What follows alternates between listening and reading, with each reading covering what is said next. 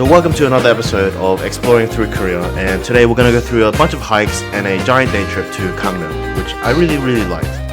And so on this day trip we visit places like the Arte Museum, Haslla Art World, and some traditional markets.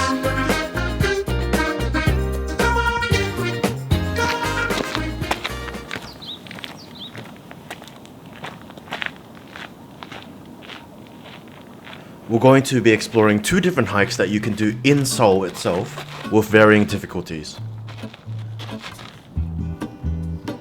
So this first hike, I would say, is pretty easy, taking about an average of an hour, I would say. It's called Bukhansan Mountain, and it's easily accessible from a lot of different stations.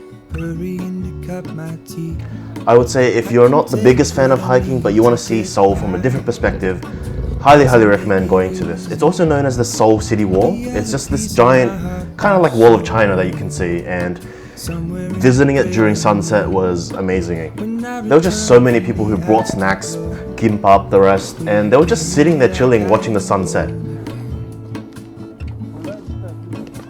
So if you have kids or the elderly or just your friends just don't like hiking too much, I would highly recommend going to this place at least once. Just because it split up the amount of shopping and the amount of cityscape that you see, and just give you some nature. Speaking of which, if you want to get away from the city and into nature, there's this place called Suguksa, which is the Golden Temple in Seoul. This place, I would say, is pretty great if you want some cultural experiences or if you're a Buddhist. And I guess if you want another unique cultural experience in Seoul, it would be the Seooreung tombs, which is the 5 royal tombs in Korea, a UNESCO site where a lot of the previous kings were laid to rest. And so with that out of the way, it's time to prepare for the next hike.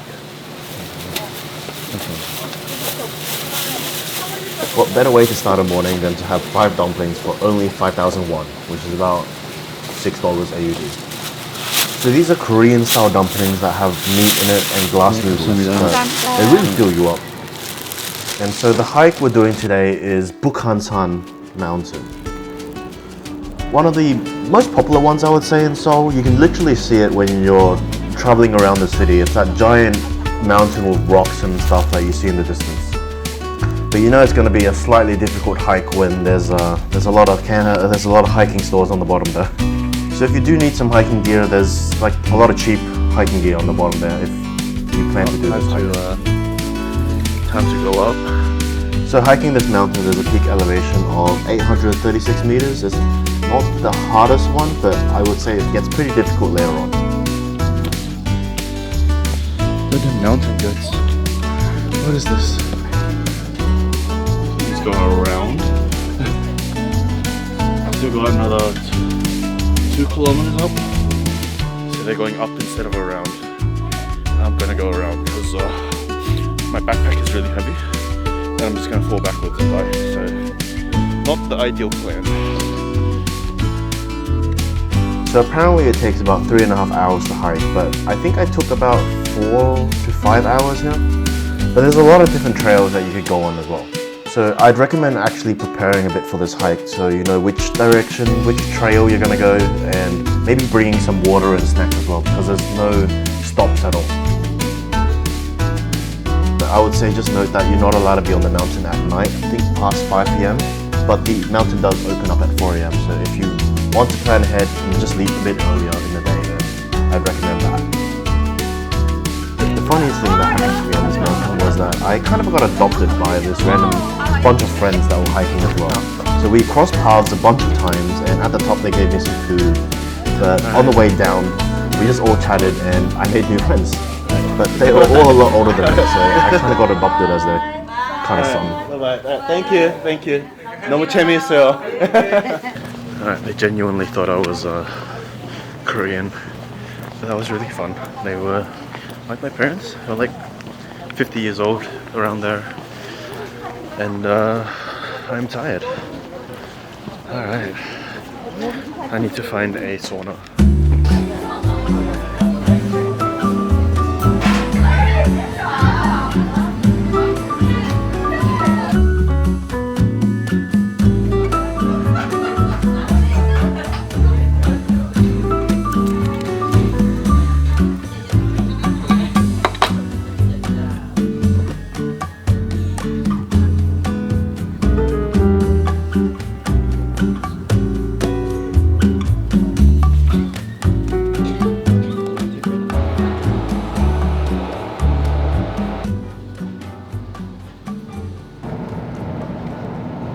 So basically I took one of the earliest trains from Seoul to Gangneung to get to this art museum and be one of the first people in. But once I got there was a huge line anyway, so I had to get there, waited 2 hours in the cold, but I think it was pretty worth it. Despite this, it was still pretty empty, I would say. But it's very comparable to Team Labs in Japan. And so if you like that kind of thing, this is a pretty good spot to visit, especially if you're after photo opportunities.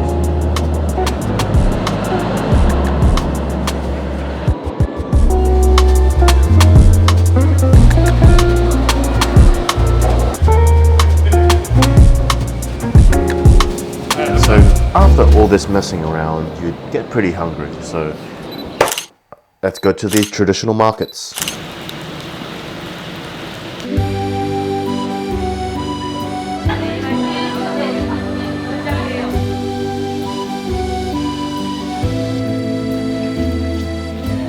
One of the things about the Korean markets is it's a mixture of a lot of food and ingredients. This is one of the markets that I would say has a very good balance of both. Lots of good food, but also a bit of the traditional side if you want to experience that. And so you bet I tried a bunch of different things. It's like a good fat piece. I'd also highly recommend exploring around this place. I just didn't get much time to, but there's a lot of cool things to do around here.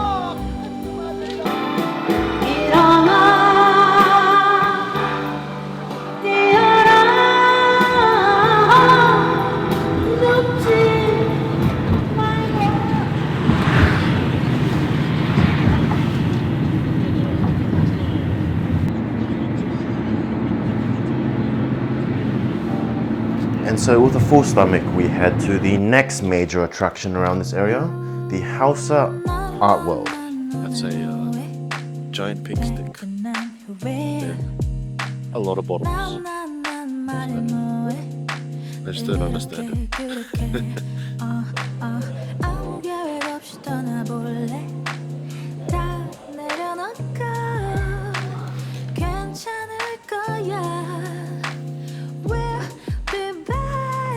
A lot of cool things, so let's keep exploring.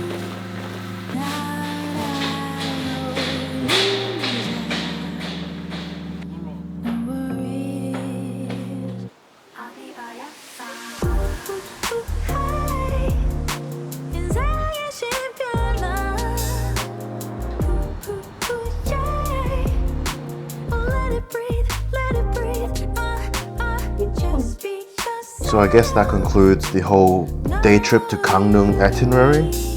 So I hope you guys enjoyed that. I'm gonna chill here and enjoy this for a bit. And yeah, time to take a nap. Remember to subscribe and like the video, and I'll see you guys in the next one.